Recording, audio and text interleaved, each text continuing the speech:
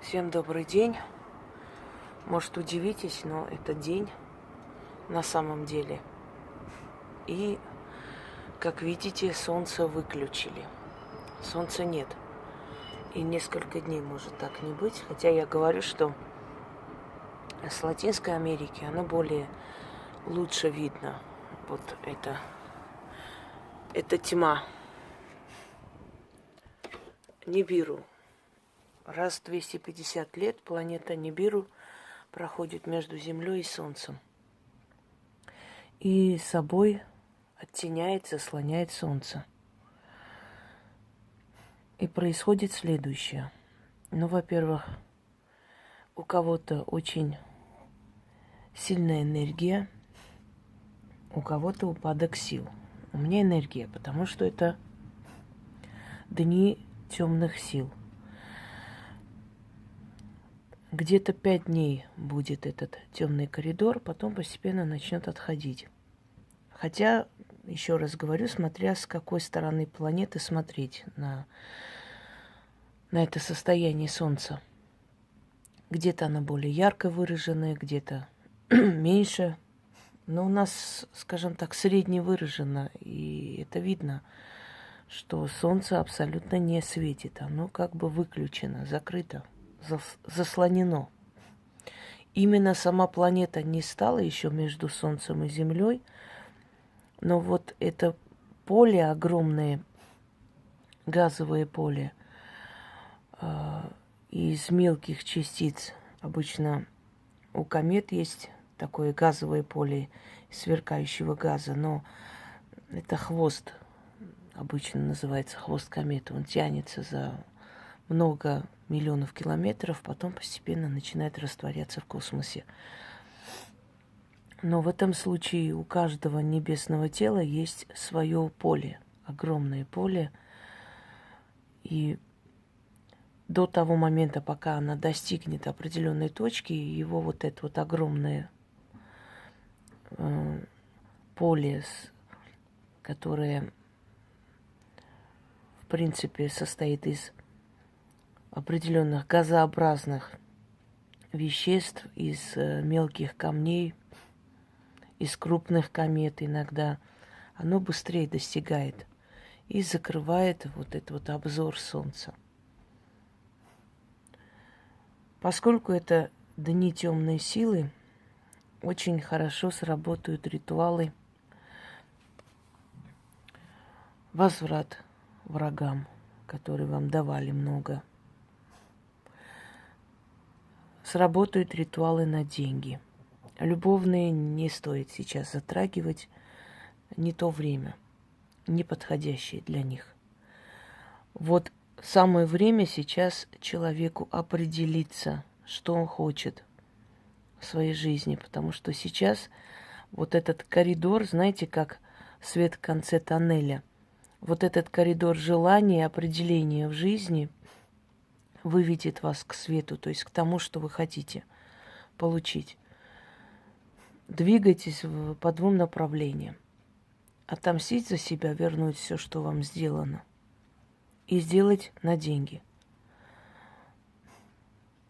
Это усиление, когда, знаете, Нибиру проходит в тот момент, когда все 3 сферы мироздания, тьма, черный хаос и врата зла соединяются воедино. Не соединяются, а встречаются, да, так правильнее.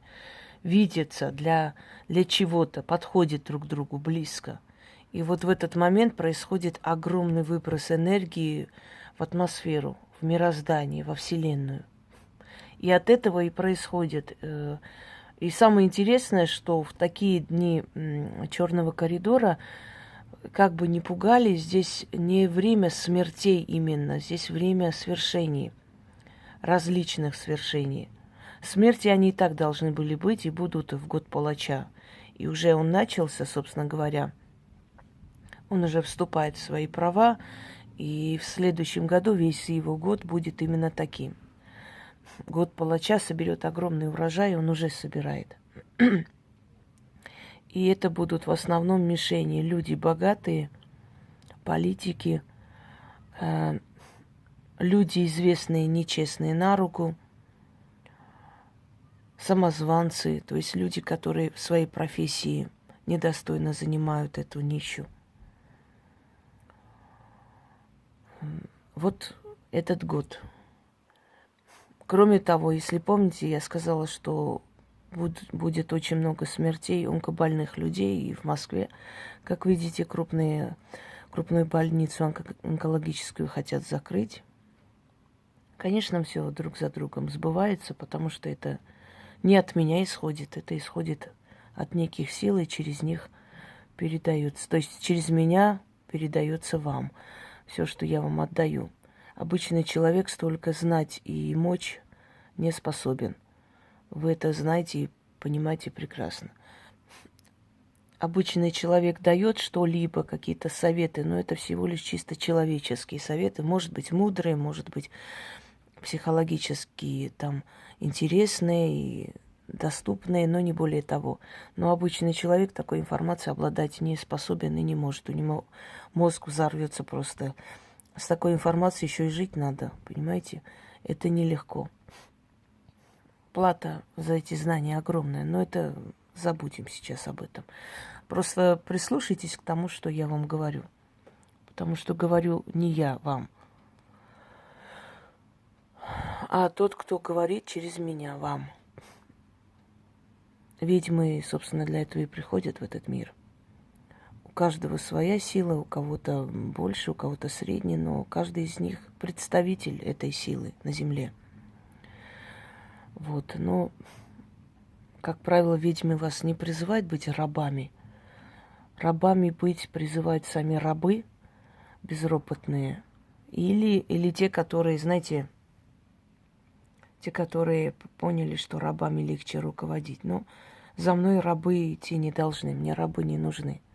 Мне нужны здравомыслящие, разумные люди, понимающие, что хотят в этом мире, понимающие, что мы в мироздании не одни, понимающие, что все, что они хотят, они будут получать.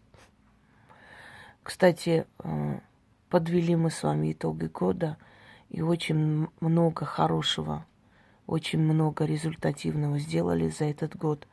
Те, кто продолжает отправлять о своих переменах звуковые, можете отправлять. Я их накапливаю время от времени, выставляю. Мне сейчас тоже есть огромное количество запас. Ну, как бы там ни было.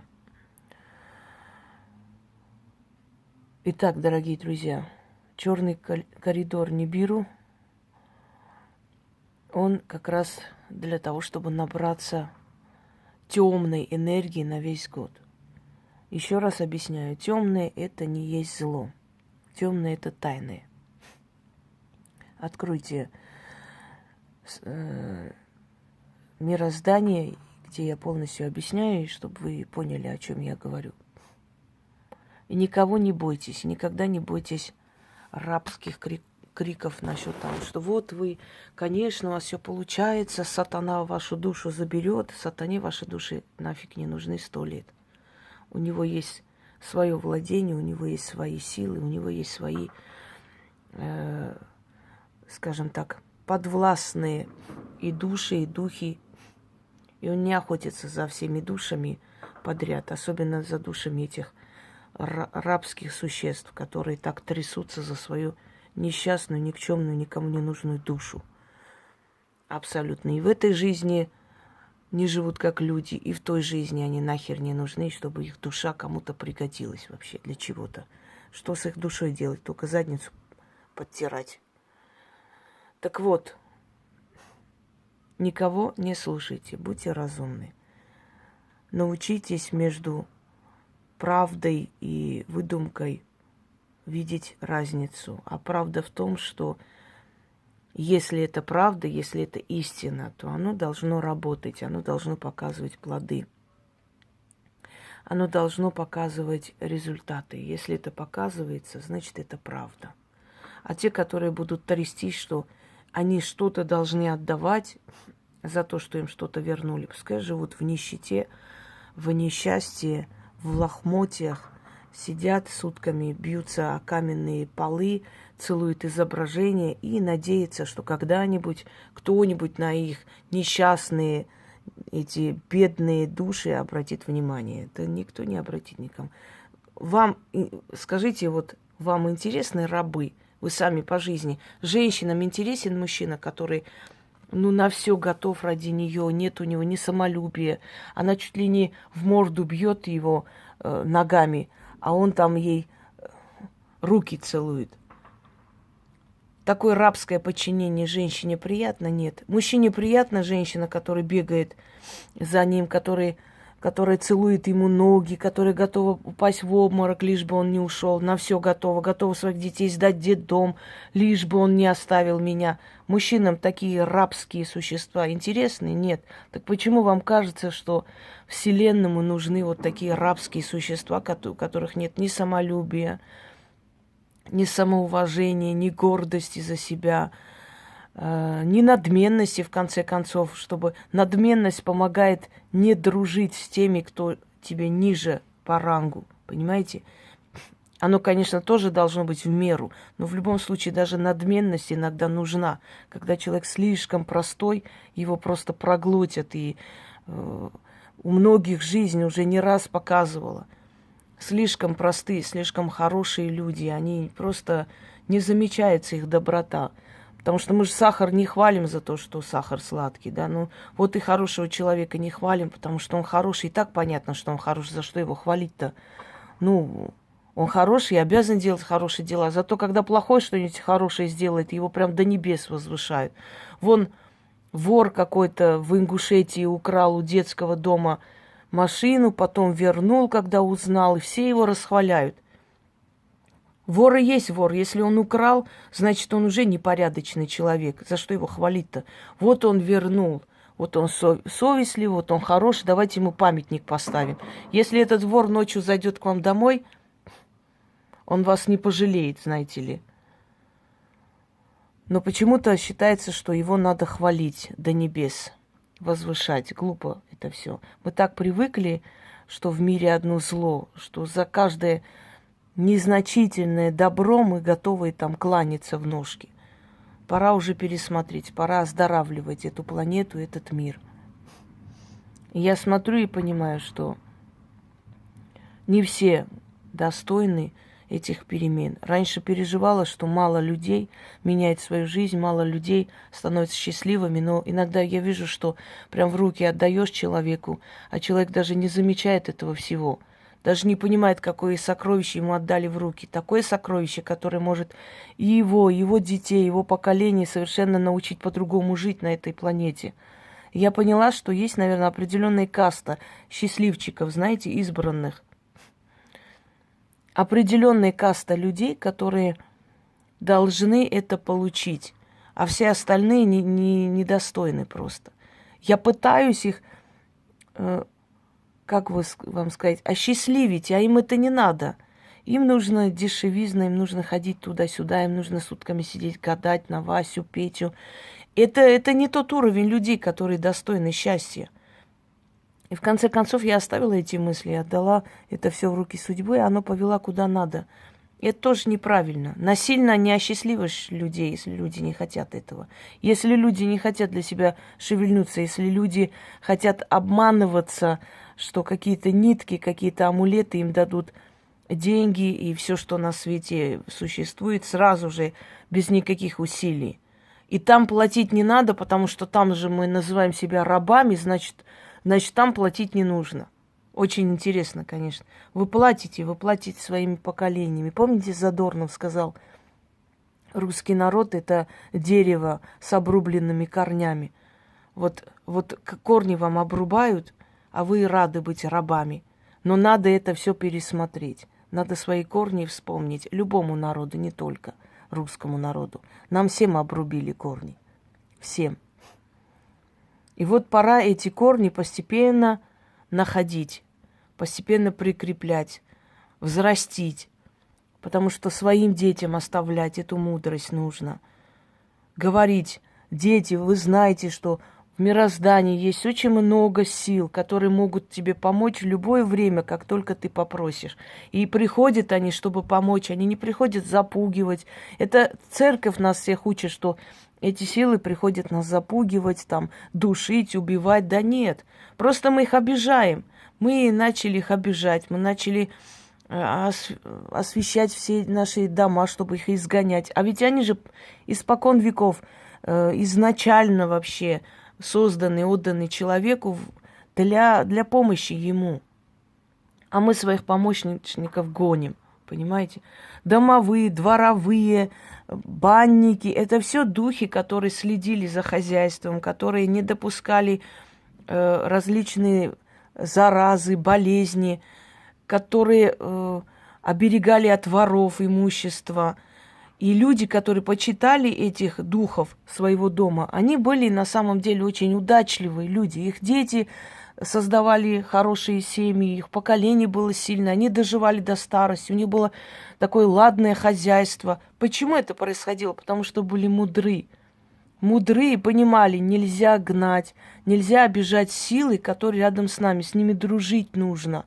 Вот чего я вас учу. Дружить с этими силами, чтобы они вам помогали. И вам в руки дается такой ключ мудрости, уже испробованный, какие силы для чего предназначены, кому как обращаться правильно, с кем как договариваться. Разве это не великое счастье? Это такое богатство, которое вам дается. Просто бери и пользуйся. Но люди слишком ленивы, и им легче быть рабом, чтобы за них кто-то другой решал. Пусть хозяин решает. Да? Помните, партия за нас думает. Нам думать не положено, партия подумает. Вот то же самое, вам думать не положено. Так и не думайте. И вот эти роды прекратят свое существование постепенно, начиная с 2020 года. Год палача, он не просто так приходит очищать мироздание. Вот эти бесполезные роды рабского типа будут прекращаться, знайте это.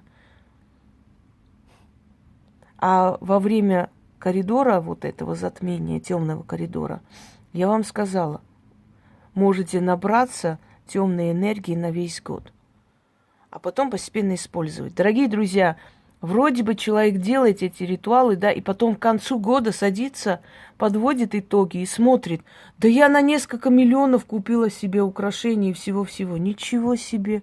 Как же я вот это вот... Вот не замечаешь, но оно приходит. К концу года садится и думает, да я вот это продала, вот это смогла сделать, вот туда поехала, вот то купила, вот того добилась, вот эту вот должность приобрела. Что еще? Много чего. И на весь год хватало денег. Мне говорили люди, что на весь год холодильник полный, и детям есть кушать, и никак не заканчивается. Ведь эти слова, глубинные слова, они же не просто так произносятся. Сундуки мои будут ломаться от богатства, столы от явств. Это все не просто так повторяется, говорится, это призывается, эта энергия, и закрепляется за вами. И это действительно происходит, и человек сидит и думает, ну, вроде особо не работал ли, вроде как-то... Ну, откуда мы и купили, и на свадьбу поехали, и есть было весь год все, что надо. То есть дается из ниоткуда, я же вам говорю, пространство. В пространстве есть ваше имущество. Нужно это тянуть, перетянуть себе. Все это есть в мироздании. У каждого человека есть своя доля имущества. Люди не случайно рождаются. Все вы приходите сюда с вашим приданным. Вам еще дали. Понимаете, вот ты пришел, и все, что ты заслужишь, это все твое есть в пространстве. Надо учиться это притягивать. Вот чему я вас учу. А люди, которые даже не хотят думать, такие абсурдные иногда вещи пишут. Абсурдные просто. Помогите. Так больше 4000 работ в вашем распоряжении. Возьмите, делайте, оно вам поможет. Ой, я боюсь. Боюсь, это значит мне лень. Я не хочу ничего делать. Делай ты сама за меня. Боитесь, не делайте. Все, зачем пришли? А вы за меня можете делать? Никогда не добьетесь ничего. Вот поэтому боги разумны, в отличие от нас, от людей, даже в отличие от меня, человека, который очень жалеет и хочет всем помочь, боги разумнее, чем я. И они видят, помочь можно только тем, кто сам хочет себе помогать. И этим тунеядцам, этим с рабской душой не надо ничего делать. Они это не поймут. Растопчат своими копытами и пройдут дальше. Им плевать. Они даже не заметят, что ты для них сделала. Они сидят, считают, какие мне подарки подарили, но не видят, какие подарки я миру дарю. Они не видят, как я с того света просто возвращаю людей, заставляю жить. Эти подарки, отданные миру, они не видят. Рабская душа называется.